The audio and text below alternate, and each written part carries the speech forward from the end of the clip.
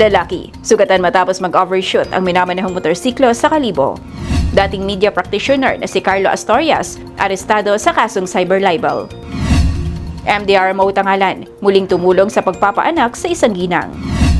Dalawang chef mula sa Boracay, tampok sa DOT, Lasa at Lika, as Chef's Masterclass. Aklatan Itdantayan sa Kalibo, nakatakdang buksan sa publiko. Lasing na tricycle driver, sinalpok ng isa pang tricycle sa Kalibo. Akelco, naghatid ng electrical safety program sa 170 mag-aaral ng Ibaw Elementary School. Municipal Tourism, Arts, Culture and Heritage Office, nagsagawa ng Sotis Balete Dance Workshop para sa kabataan ng Balete. DNR Penro Aklan, nagsagawa ng wildlife restraint. Lagpas 200 na pulis mula sa Western Visayas na promote.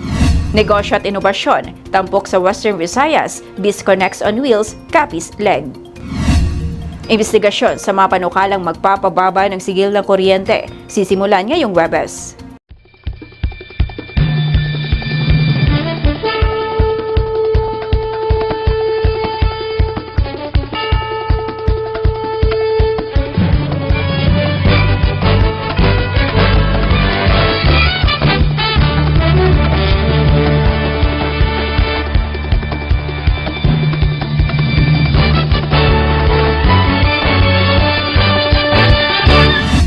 Magandang hapon, Probinsya ng Aklan. Sa mga Kalibo Cable subscribers at mga Aklanon sa buong mundo, ito ang Kalibo Cable News. Sabay tayong napapanood sa Kalibo Cable TV Community Channel Facebook page at Community Channels 1 and 24. Narito ang mga balitang aming nakalap ngayong araw July 30, 2026. Sugatan ng lalaki matapos mag-overshoot ang minamaneho nitong motorsiklo sa Barangay Puo, Kalibo. Nagtamo ng sugat sa iba't ibang bahagi ng katawan ng rider matapos na mag-overshoot ang kanyang minamanehong motorsiklo sa Barangay Puo, Kalibo kagabi. Batay sa paunang impormasyon, nawala umano ng kontrol sa manobela ang rider dahilan upang mag-overshoot at umilapon sa gilid ng kalsada. Pinaniniwalaan ding nasa ilalim siya ng impluwensya ng alak nang mangyari ang aksidente. Agad na rumusponde ang mga tauhan ng Bureau of Fire Protection Kalibo upang bigyan ng paunang lunas ang biktima bago ito isugod sa pinakamalapit na ospital para sa karagdagang gamutan. Wala namang naiulat na iba pang nasugatan o nadamay sa aksidente. Patuloy pag iniimbestigahan ng mga otoridad ang eksaktong sanhi ng aksidente. Pinapalahanan naman ng mga otoridad ang mga motorista na iwasang magmaneho kapag lasing. Ako sa RJ Briones at ito ang Kalibo Cable News.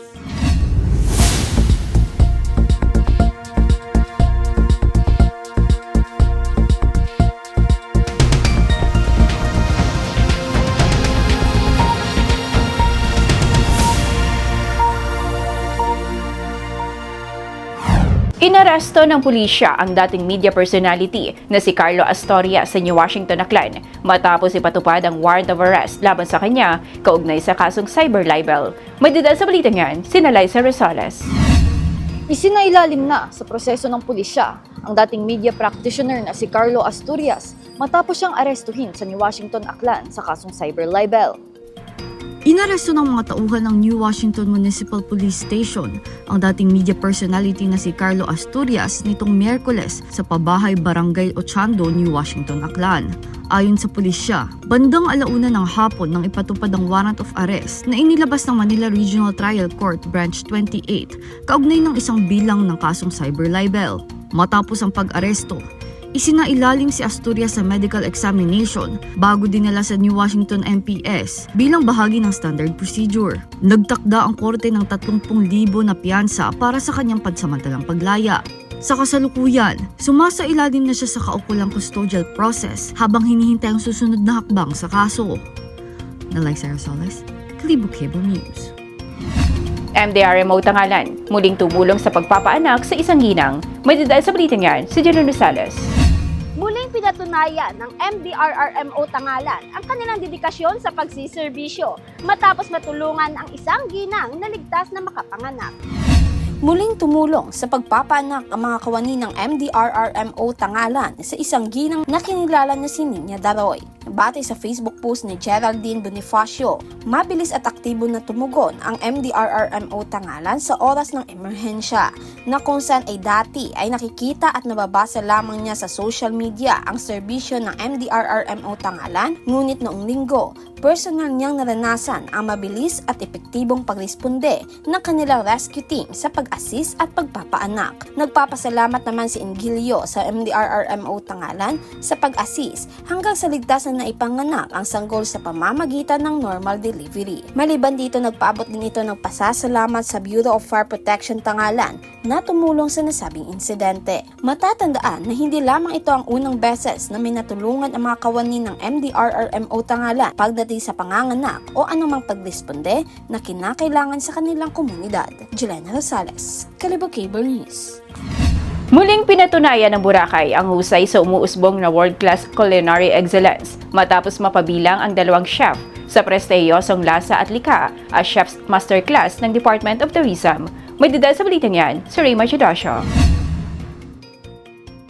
Muling pinatunayan ng Boracay ang husay nito sa larangan ng culinary tourism matapos maging bahagi ng prestiyosong lasa at likha a Chef's Masterclass ng Department of Tourism na isinagawa noong Hulyo 27 sa Brittany Hotel sa Bonifacio Global City. Kabilang sa mga kinatawan ng Western Visayas ang dalawang mahusay na chef mula sa Boracay na sina Chef Gary Ordones ng Movenpick Resort and Spa Boracay at Chef Michel Ginapa ng Mayas Filipino and Mexican Cuisine. Nakasama nila ang ilan sa mga pinakamahusay na culinary professionals sa rehiyon sa isang masterclass na naglalayong paigtingin ang kalidad ng lutuing Pilipino at palawakin ang culinary tourism ng bansa sa pandaigdigang antas. Inorganisa ng DOT Office of Product Development ang programa upang pag-isahin ang mga chef at food artisans mula sa iba't ibang panig ng Pilipinas sa pamamagitan ng pagbabahagi ng kaalaman, makabagong pamamaraan ng pagluluto at pagpapalakas ng kolaborasyon sa industriya. Sa pamamagitan ng ganitong programa, patuloy na isinusulong ng Department of Tourism ang pagpapayaman sa lutuing Pilipino, pangangalaga sa mga tradisyonal na pagkain at pagpapakilala ng natatanging lasa ng bawat rehiyon sa mas maraming lokal at dayuhang bisita. Patunay ang paglahok ng dalawang chef mula sa Boracay na hindi lamang kilala ang isla sa white sand beach at crystal clear water, kundi maging sa dekalidad na gastronomic experiences na patuloy na umaakit sa mga turista mula sa iba't ibang panig ng bansa. Raymar Judasio, Kalibo Cable News. Nakatakdang buksan sa publiko ang aklatan Itantayan sa Kalibo, kung saan ang mga avid readers ay pwedeng humiram ng mga libro. May detalye sa balitang yan, si Nika Batista. Nakatakdang buksan sa publiko ang aklatan Itdantayan na matatagpuan sa Dantayan Artist Village, Lolo Maning's Farm, Barangay Estancia, Kalibo. Ang soft opening ay gaganapin ng alas 3 ng hapon sa August 8, 2026. Sa kaparehong araw, ang mga avid readers ay maaari na agad magkaroon ng library subscription at makahiram ng napupusuang libro. Inaanyayahan ng lahat, lalong-lalo na ang mga mahihilig magbasa na dumalo sa nasabing aktibidad. Ako si Nika Bautista at ito ang Kalibo Cable News. Sinalpok ng lasing na tricycle driver ang isa pang tricycle sa kabaan ng 19 Martyr Street, Poblacion, Kalibo.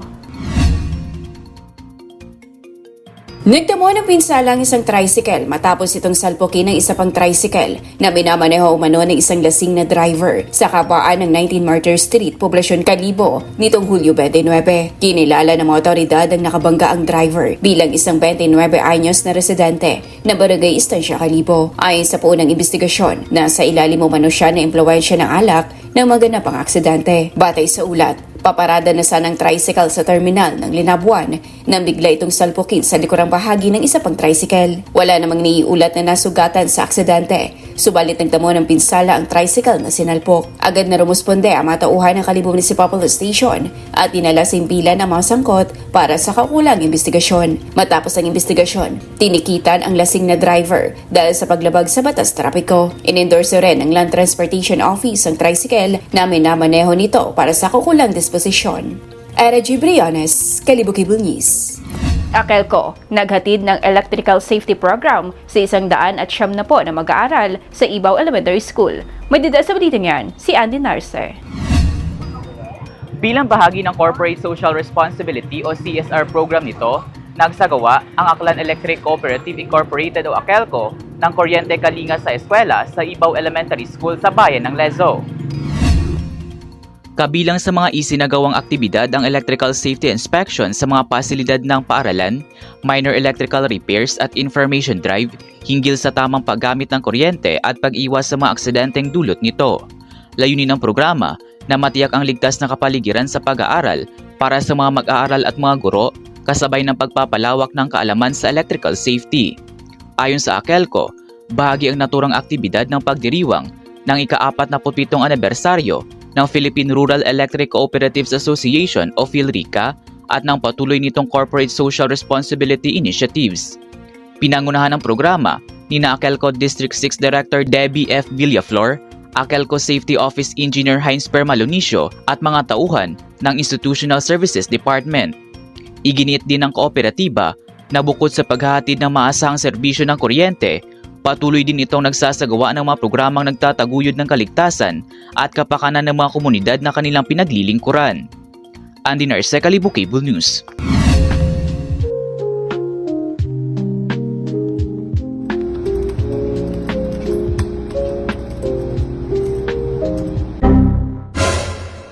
Hay, natugaw mataro internet. Oh no! May deadline pa ako hinagahay. Katagamad Hindi nakagawa ng research dahil nawala ng internet. Magkalibukable na kasi.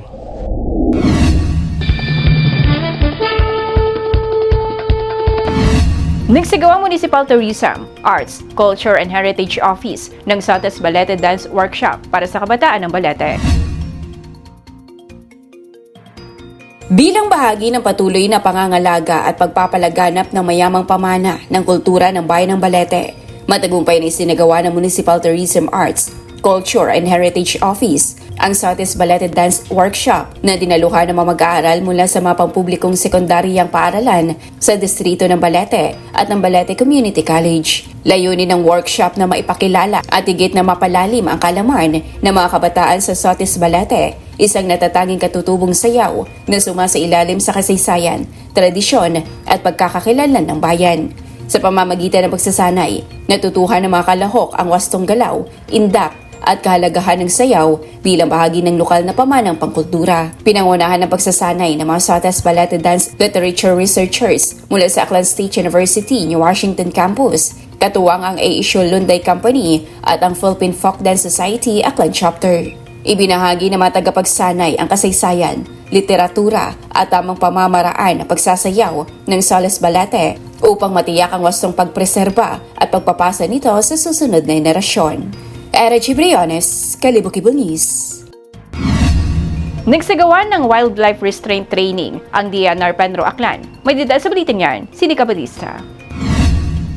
Nagsagawa ang DNR Penro Aklan ng orientation ukol sa Republic Act 9147 o ang Wildlife Resources Conservation and Protection Act of 2001 na ginanap sa Andagaw, Kalibo. Sa nasabing orientasyon, natutunan ng mga partisipante ang pag-obserba at tamang paghawak sa mga ibon, ahas at iba pang hayop. Naglalayan nitong itaas ang kapasidad ng mga partisipante ukol sa safe animal handling techniques upang maprotektahan ang local wildlife at gayon din ang komunidad. Nika Bautista, Kalibo Cable News. Lagpas 200 na pulis mula sa iba't ibang probinsya sa Western Visayas na promote. May detail sa balitan yan, si Jello Rosales. Umabot sa 253 na mga kawani ng Police Regional Office 6 ang opisyal na na-promote sa isinagawang simultaneous promotion ceremony nitong Miyerkules. Kabilang sa mga naitaas ang rangko ng 76 Police Commission Officer at 177 Police Non-Commission Officer mula sa Police Regional Office 6 at National Supports Units na nakatalaga sa buong Western Visayas. Samantala, isinagawa naman sa pamamagitan ng online ceremony ang promotion ng mga pulis mula sa mga lalawigan ng Aklan, Antique at Capiz sa kani-kanilang himpilan ng Philippine National Police. Sa mensahe ni Police Brigadier General Randolph Tuanyo, Acting Regional Director ng Pro-6, sinabi nito ang promosyon ay pagkilala sa dedikasyon, sipag at mahusay na pagganap ng bawat pulis sa kanilang tungkulin. Binigyan din niya na kasabay sa pagtaas ng ranggo ay ang mas malaking responsibilidad na maitaguyod ang integridad, profesionalismo at dekalidad na serbisyo alinsunod sa inaasahan ng publiko sa hanay ng kapulisan. Jelena Rosales, Kalibo Cable News. Mas pinalawak na oportunidad para sa mga negosyante sa Capiz ang hatid ng Western Visayas BizConnex on Wheels Capiz Leg na ginanap kahapon sa San Antonio Resort, Baybay, Rojas City. May detail sa balitang yan, si Mary Ann Solis. Tampok ang negosyo, inobasyon at mas pinalawak na oportunidad para sa mga micro, small and medium enterprises o MSME sa isinagawang Western Visayas BizConnex on Wheels Capiz Leg kahapon sa San Antonio Resort, Baybay, Rojas City. Pinangunahan ng Department of Trade and Industry ang aktibidad na dinaluhan ng mga negosyante, industry leaders at mga kinatawan ng iba't ibang ahensya ng pamahalaan para isulong ang mas matatag na ugnayan at hikayatin ang inobasyon bilang susi sa patuloy na paglago ng negosyo sa rehiyon. Ayon kay DTI 6 Acting Regional Director Mutya Yusores, layo ng aktibidad na bigyan ng oportunidad ang mga MSMEs na makakonekta at matuto mula sa iba't ibang stakeholders at industriya. The business conference and expo was conceptualized last year through the Economic Development Committee and the Regional Development Council, and ang iyagid sinituyo is to celebrate also our MSMEs, to provide opportunities wherein they can connect, give opportunities also for them to learn from different stakeholders in the industry and do some market matching opportunities for them. Sa pamamagitan nito, napag-usapan ng mga hamon na kinahaharap ng mga MSMEs sa kanilang negosyo at mabibigyan ng solusyon, programa at kaukulang serbisyo. As I said, this is also an opportunity to connect. So we are addressing also barriers wherein they have limited opportunity to get learnings and insights also within and among the industry. At the same time, we are now having the workshop policy sprint, wherein our MSMEs participating here, they're able to give and discuss ang mga issues and concerns in their respective businesses, and also provide or suggest resolutions to these challenges and issues. So we're elevating all of these to the Economic Development Committee and the Regional Development Council, and we also share the outputs of these workshops to our partner national government agencies so that they can also draft mga resolutions and programs and services that can address these problems and challenges. Ipinagdiriwang rin anya ang National MSME Month ngayong buwan. This month is National MSME Month.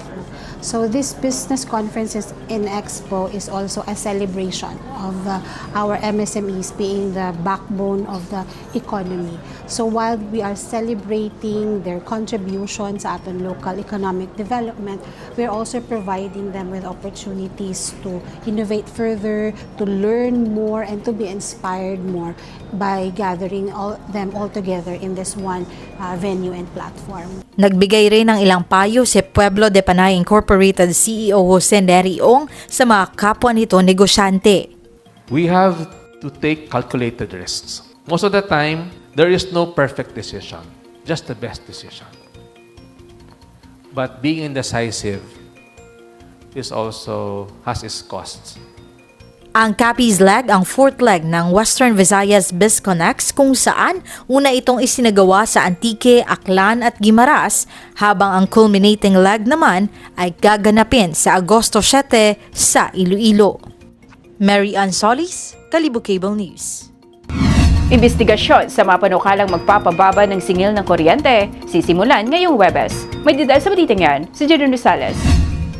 Nakatakdang imbestigahan ng Senado ngayong Huwebes ang mga panukalang batas na naglalayong mabawasan ang dagdag singil sa kuryente sa pamamagitan ng pag-alis ng energy tax, pagtanggal ng system loss charge sa saklaw ng value-added tax o VAT at pagriripaso sa kasalukuyang pulisiya na nagpapasa ng ilang bayarin sa mga consumer. Inihain ni Senate Committee on Energy Chairman Senator Erwin Tulfo ang mga panukalang batas at resolusyon bilang tugon sa direktiba ni Pangulong Ferdinand Marcos Jr. sa kanyang ikalimang State of the Nation Address o SONA, kung saan binigyan diin ng Pangulo ang pangangailangan mapagaan ang gastusin ng mga Pilipino kabilang ang mataas na singil sa kuryente.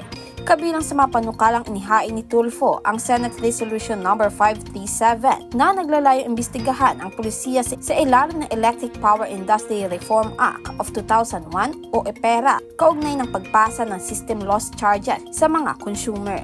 Layunin din ng Senate Bill No. 2239 na ipawalang bisa ang Energy Tax Law habang isinusulong naman ng Senate Bill No. 2340 ang pagbubukod sa system loss charge sa saklaw ng VAT. Samantala, umaasa rin ang senador na maisa sa batas ang mga naturang panukala bago matapos ang kasalukuyang taon bilang hakbang upang mabawasan ang pasani ng mga consumer. Jelena Rosales, Kalibo Cable News.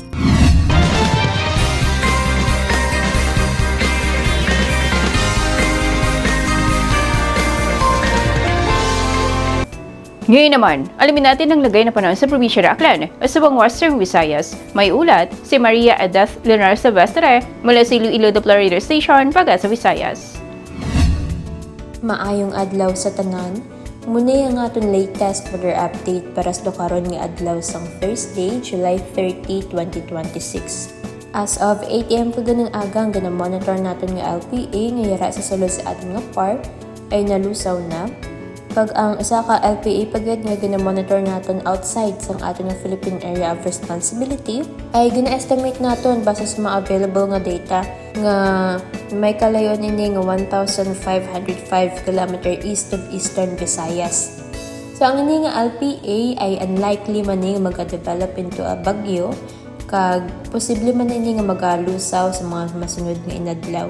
And then diri naman sa Western Visayas ay generally fair weather kita pero wala man naton ginadula ang mga posibilidad sa mga isolated mga pag-ulan pangalat kag panaguob tuga sa mga localized thunderstorms.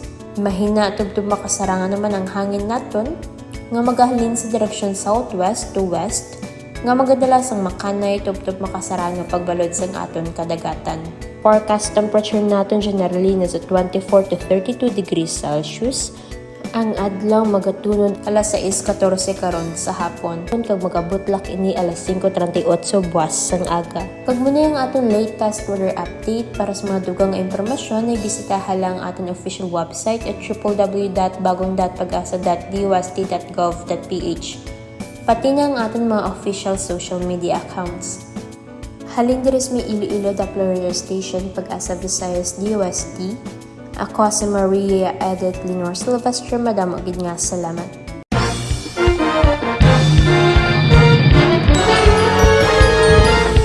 At yan ang mga balitang nakalap ngayong araw. Maraming salamat sa inyong panonood. Ito sa Rizky Briones at ito ang Kalibo Cable News.